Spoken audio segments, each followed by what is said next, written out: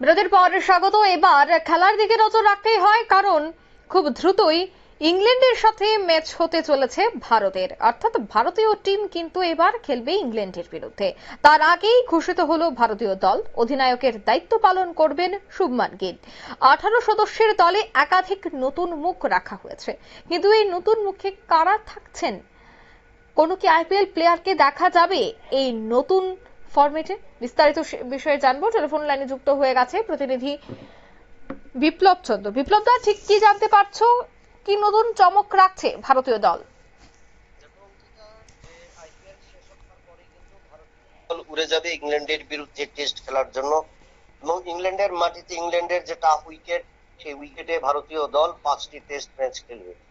এবং এই test match খেলার জন্য পরিকল্পনা কিন্তু শুরু হয়েছিল যখন চ্যাম্পিয়ন্স ট্রফি শেষ হয়েছে, এবং চ্যাম্পিয়ন্স ট্রফি শেষ হবার পর এবং এরপর ভারতীয় দলের বেশিরভাগ ক্রিকেটারই কিন্তু সিংহভাগ ক্রিকেটার যোগ দিয়েছিল আইপিএল, এবং আইপিএল শেষ হবার পর এই ভারতীয় দল চলে যাবে ইংল্যান্ডে। কিন্তু সেখানে কিন্তু একটা অশনি সংকেত তৈরি হয় যে ভারতীয় দলের দুই নির্ভরযোগ্য ক্রিকেটার, অর্থাৎ একদিকে চেসম্যান রোহিত শর্মা এবং হিটম্যান বিরাট কোহলি, এই দুজন কিন্তু ভারতীয় দল থেকে অবসর গ্রহণ করেন। এবং এই ভারতীয় দল অবসর গ্রহণ করার ফলে কিন্তু ভারতীয় দলের সামনে একটা চাপ তৈরি হয়, কে ভারতীয় দলের অধিনায়কের দায়িত্ব পালন করবে। সেটা নিয়ে কিন্তু দীর্ঘদিন আলোচনা হয়েছে এবং দীর্ঘ সময় সে বিষয়ে উঠে এসছে কাকে কাকে দেওয়া যেতে পারে, এবং সেখানে 5জন ক্রিকেটারের নাম উঠে এসেছিল ভারতীয় দলের অধিনায়কের হিসেবে। যদিও ইতিমধ্যে শনিবার আজ কিন্তু এই ভারতীয় দল 18 সদস্যের ভারতীয় দলের নাম ঘোষণা করা হলো, এবং এই ভারতীয় দলের অধিনায়কের দায়িত্ব পালন করবেন শুভমান গিল। এবং শুভমান গিলের হাতে কিন্তু এই ভারতীয় দলের 18 সদস্যের যে দল তা তুলে দেওয়া হয়েছে। এবং তাছাড়া সিনিয়র যেমন খেলোয়াড়রা রয়েছেন, তাছাড়া কিন্তু বেশ কয়েকজন নতুন মুখ দেখা গেছে। সেখানে জুরেল রয়েছেন, এবং অর্শদীপ সিং রয়েছেন, এবং কুলদীপ যাদব, তাদের মধ্যে ক্রিকেটাররাও কিন্তু রয়েছেন, এবং করুণ নায়ার নতুন নবাগত তাদেরকে নেওয়া হয়েছে। এবং শুভমান গিল ছাড়া অধিনায়কের দায়িত্ব পালন যেখানে করবেন, সেখানে ঋষভ পন্থকে কিন্তু সহ অধিনায়কের দায়িত্ব পালন করতে দেখা যাবে। এবং যে জায়গায় রোহিত শর্মা ওপেনিং জুটিতে যেতেন, সেখানে রোহিত শর্মার পরিবর্তে যেহেতু এবার যশস্বী জয়সওয়াল এবং কে এল রাহুল সেখানে কিন্তু ওপেনিং করবেন, এবং শুভমান গিল আসবেন তৃতীয় উইকেটে।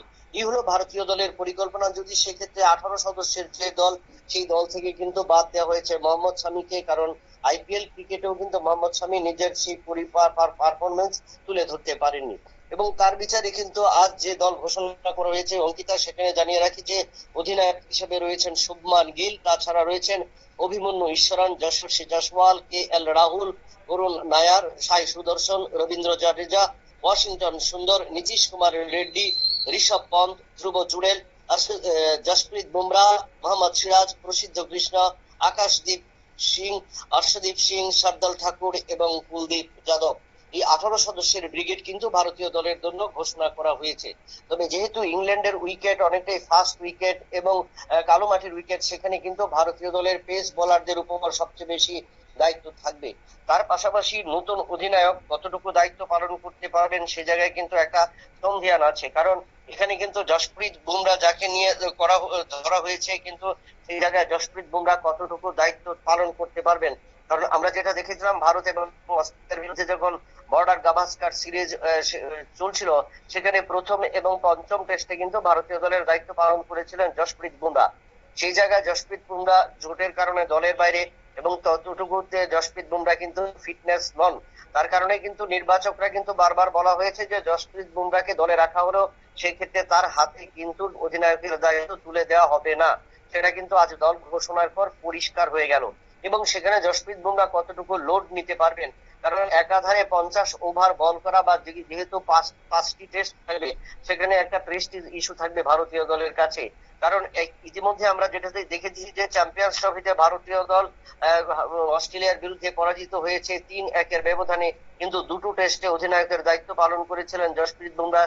সেখানে ভারতীয় দল প্রথম টেস্টে জয়লাভ করেছিল, এবং পঞ্চম টেস্টে বুমরাহর নেতৃত্বে যে দল নেমেছিল, সেখানে কিন্তু ভারতীয় দল পরাজিত হয়েছে। তাই সেখানে বলা যায় যে আজকের যে 18 সদস্যের ভারতীয় দল ঘোষণা করা হলো, এই ভারতীয় দলে কিন্তু অনভিজ্ঞতাটাই সবচেয়ে বেশি লক্ষ্য করা যাচ্ছে। এবং এই অনভিজ্ঞতার মধ্য দিয়ে কতটুকু ভারতীয় দল ইংল্যান্ডের বোলার বা ব্যাটসম্যানদের সামনে নিজেদের তুলে ধরতে পারবে, সেটা কিন্তু একটা বড় প্রশ্ন। এবং তার পাশাপাশি যে সমস্ত অভিজ্ঞ ক্রিকেটাররা দলে রয়েছেন, সেখানে রবীন্দ্র জাদেজা রয়েছেন, এবং জসপ্রীত বুমরা রয়েছেন, ঋষভ পন্থ রয়েছেন, তারা রয়েছেন। কিন্তু তারপরও তাদের কাছ থেকে কতটুকু পাওয়া যাবে সেটা কিন্তু বলা মুশকিল। কারণ আমরা যেটা দেখেছি যে জসপ্রীত বুমরা ততটা কিন্তু নিজেকে আইপিএল এ তুলে ধরতে পারেননি। ঋষভ পন্থ সবচেয়ে দামি ক্রিকেটার হিসেবে ছিলেন, যেটা আইপিএল এ সবচেয়ে বেশি 27 কোটি টাকা দিয়ে, কিন্তু সেখানে কিন্তু তার কাছ থেকে আজ এই আসরে 18তম আইপিএল এ ছিটে ফুটো ভাগ কিন্তু পায়নি। এবং সেখানে কুলদীপ যাদবকে একমাত্র ধরা যেতে পারে, এবং বাকিদের ক্ষেত্রে কিন্তু একটা প্রশ্ন চিহ্ন রয়েছে বা রবীন্দ্র জাদেজা সম্পর্কে ধারণা করা যায়। তো অঙ্কিতা, আমি একটা জিনিস বলবো যে আজকের যে দল ঘোষণা, ইয়ং ট্যালেন্টেড রয়েছেন, যশস্বী জয়সওয়াল ভালো উইকেট খেলেছেন, KL রাহুল এবং করুণ নায়ার, তাদের উপরে কিন্তু এবং রবীন্দ্র জাদেজা, এই 4-5 জনের উপর কি ভারতীয় দলকে তাকিয়ে থাকতে হবে। কারণ ভারতীয় দলের টোটালি নির্ভর করবে ওপেনিং সারিতে বা ফার্স্ট পেলে যে সমস্ত ব্যাটসম্যানরা থাকবেন তাদের উপর নির্ভর করবে। কারণ তাদের উপর নির্ভর করেই কিন্তু বড় রানের একটা উইকেট বা বড় রানের ইনিংস যদি তারা তুলে দিতে পারে ইংল্যান্ডের সামনে, তাহলে কিন্তু চ্যালেঞ্জ হবে। তাহলে কিন্তু যে ইংল্যান্ডের মাটিতে এই কালো উইকেটে পেস বোলারদের সামনে ভারতীয় দলের ব্যাটসম্যানরা যদি নড়বড় প্রদর্শন করে, তাহলে কিন্তু ভারতীয় দল আবারও অস্ট্রেলিয়ার মাটিতে যেরকম ফলাফল করেছিল, 3-1 পরাজিত হয়েছিল, সেখানে কিন্তু ভারতীয় দল পরাজিত হবে। এবং সেই জায়গায় দাঁড়িয়ে বড় চ্যালেঞ্জ শুভমান গিলের সামনে। কারণ প্রথম অধিনায়কের দায়িত্ব পালন করবেন, এও বিদেশের মাটিতে তার অভিষেক।